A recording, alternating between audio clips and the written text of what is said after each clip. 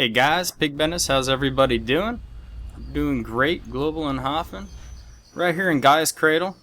And we'll get to that in just a moment. But we're using a Xyplex VRX 2000 with a level 8 amplifier. Let's see what we can dig up today. So, Gaia's Cradle, which I consider part of the Shinook server here on Calypso. Belcar Stone right there. We get Ready Light here, Lysterium, Gaz, Belk, Canarium, Rugga, although I've never seemed to have gotten it around Shinook, but why are we here? Well, first off, this whole area, this whole server, this block, let me show you what it looks like on the map here. Wow, what happened there? Alright, here we go. This whole block, and you could probably clearly see it, had a bit of a problem the other day. I was doing a video here the other day just to check out my new mic. And man, I was hitting Ready Light left and right. And Lysterium. And I basically came here to try to get a bit of gas, believe it or not. Not expecting to hit any Ready Light. And then I later find out that, you know, there's a huge issue going on here on Calypso. And from the most part, it was mainly here on Shinook in this server, but everywhere else I went, there was just an abundance of Lysterium, and I don't know. It seemed to be an issue that happened the other day. So I'm sure most of you have read it already on Planet Calypso forum. So, but I did all right actually. I kind of, you know, you got to adapt to the situations and roll with it, you know. So Ready Light goes for about 300%, so I spent most of the day here and down in Ruggaland just picking up a ton of Ready Light. And I ended up doing fairly good, even with all the Lysterium in between, and there was a shit ton of Lysterium, I'll say that much. And we eventually saw a Lysterium Megahoff 19,000, and then yesterday a 5,000 ped Lysterium Tower. So yeah, that's what's going on. Pretty interesting stuff. Now everything seems to be back to normal. As you can see, I just hit a Belk. Even that day, I did hit a bit of Gaz, but it was Lysterium left and right. So yeah, level 8. I typically don't roll with this. You guys know that. I usually go with a level 5, but for the sake of the video, we'll roll with level 8. I don't suggest anybody go for Gaz with a level 8. You'll end up broke. But for video's sake, that's what we're doing today. You know, there could be several reasons for what was going on the other day. You know, it's been mentioned that there was a bottleneck in maybe the ores and whatnot, and it's also been mentioned that it was intentional.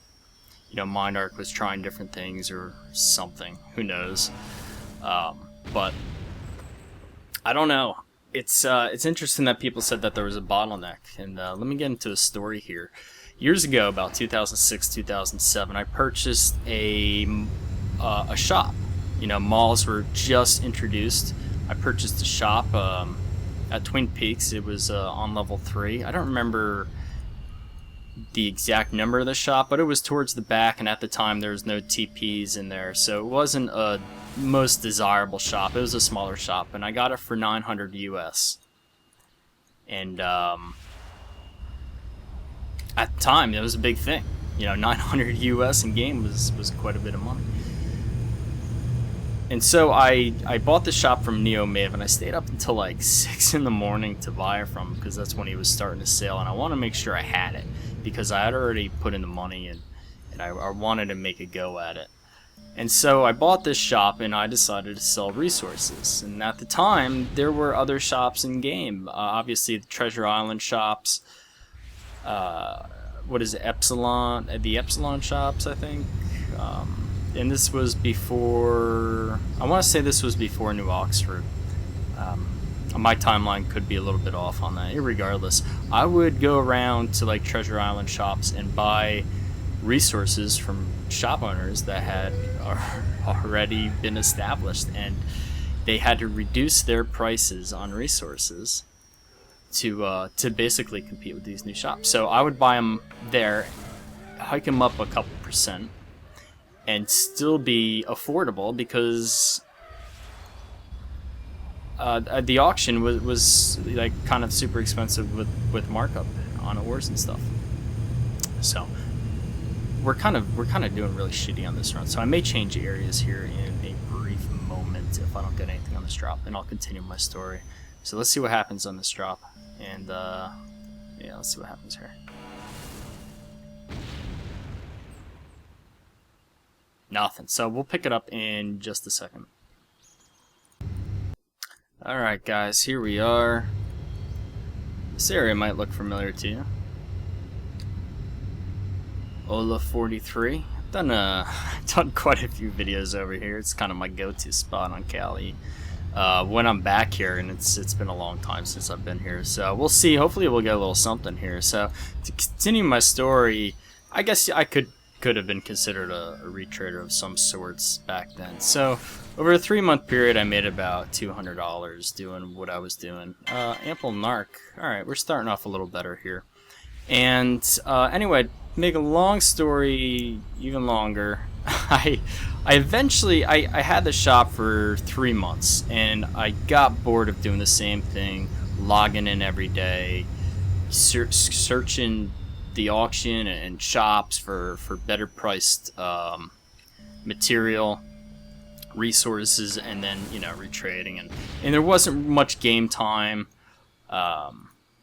that I was doing because I was spending so much time looking to make that next pet or two, and there was literally a pet or two. In fact, I go back now and I've kept every trade in a notebook. For some reason I didn't put it on Excel, which is probably a good thing too, because I probably would have lost that Excel file a couple computers later, and that stuff kind of dissolves into nothing. So I look back, it's like, alright, I made, you know, $200, 2,000 pet around about 3 months, and then I sold Twin Peak Mall. Now, during that time though, I had a lot of inquiries about people wanting to sell me their goods.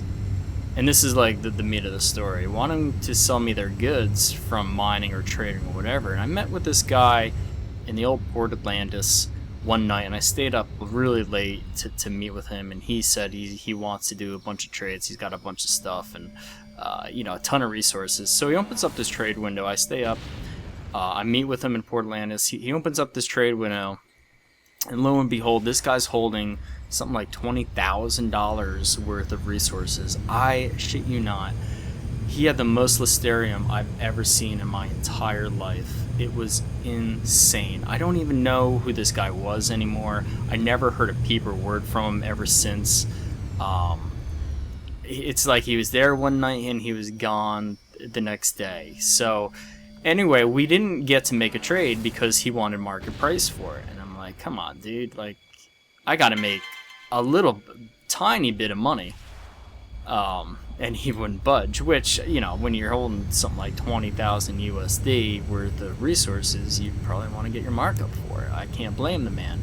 But it really stuck in my brain that, alright, this guy was here one day, gone the next. Now, he probably sold off his goods. You know, I'm sure he sold it on auction, or he found a way to get rid of it, and maybe he chipped out and sold out and did whatever he needed to do.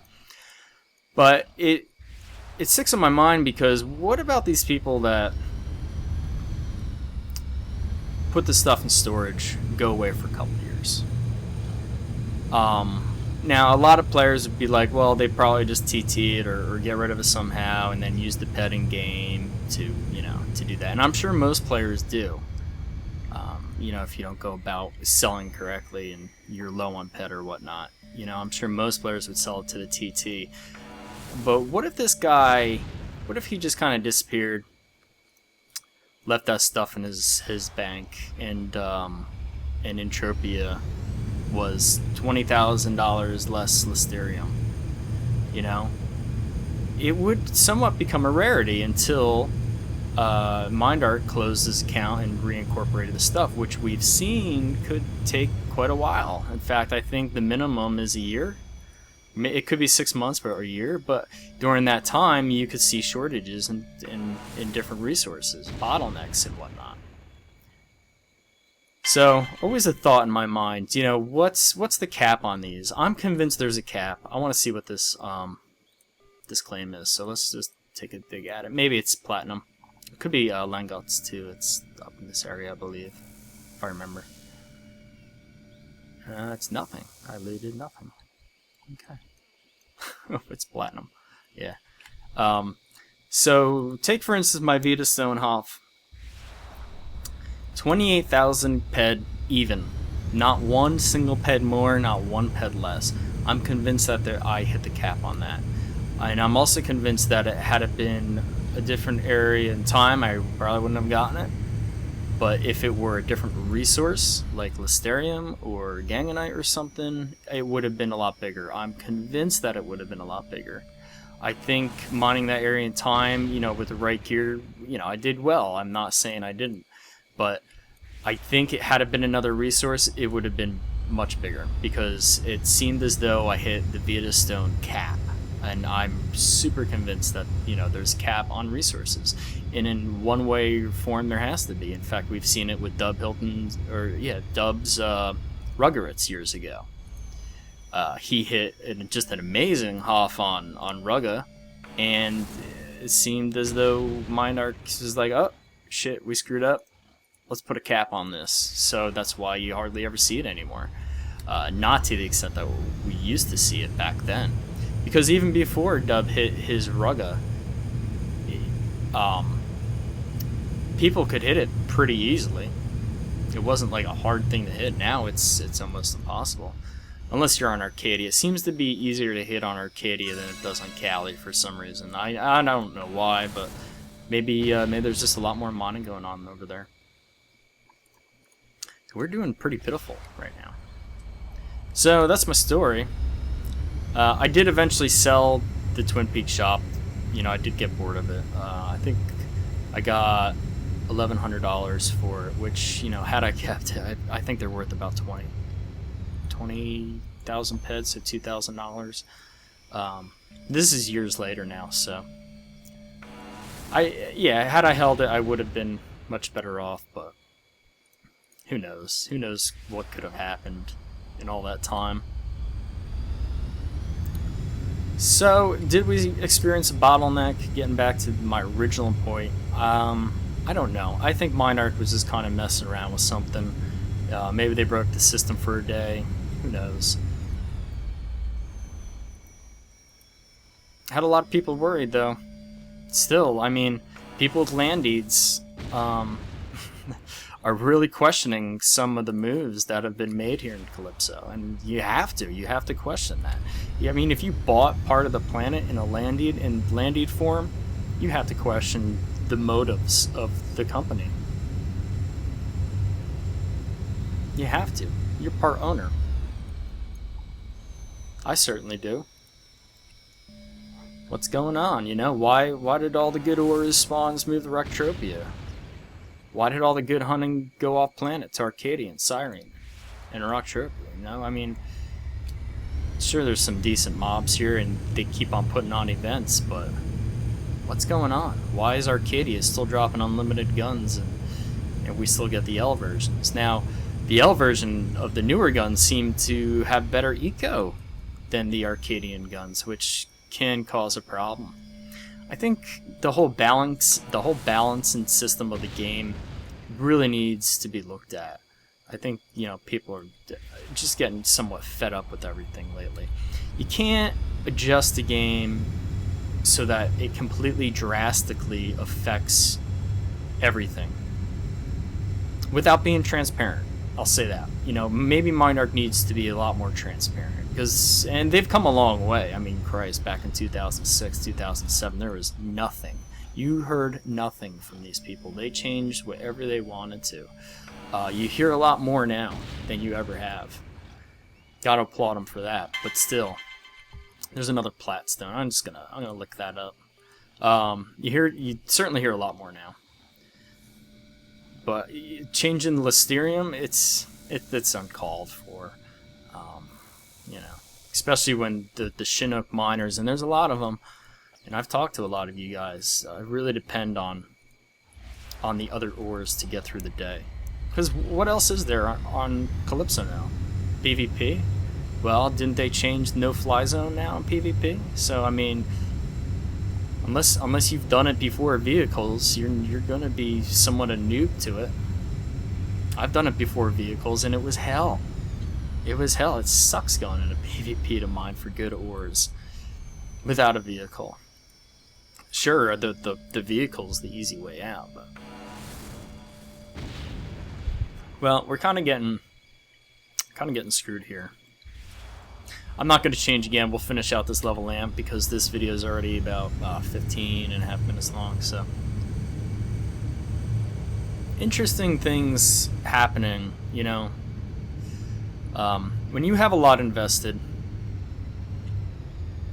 and you come on and you depend on, you know, try to break even or lose a little bit with the hopes of eventually break even in the long run, or, you know, I can't say profit because who knows, you know, who knows if you ever will or not. It's tough. I can certainly say that I have, but it takes months, you know, certainly takes months. From a mining standpoint, I don't know how hunters do it anymore. I was talking to a hunter buddy in my soch here, and he seems to do very well. And so I've been looking at what he's been doing and comparing it to my hunting, because I'm not much of a very good hunter anymore. And just taking a look to see how I can improve. I think that's very important. You take someone like Star and see how they do it, you know? Okay, he's an Uber. How are the Ubers doing it? Which brings up another important point, too, that I have to stress. If the Ubers are complaining about not getting 90% back or not getting what they're expecting back to break even, that's bad. That's a bad show for Mindark and Entropia. Someone has to succeed. Someone has to succeed and tells everybody else that they're succeeding for this game to work properly. You know, there has to be a bait. I hate to say the term bait, but there has to be a bait for Entropia to hook new players.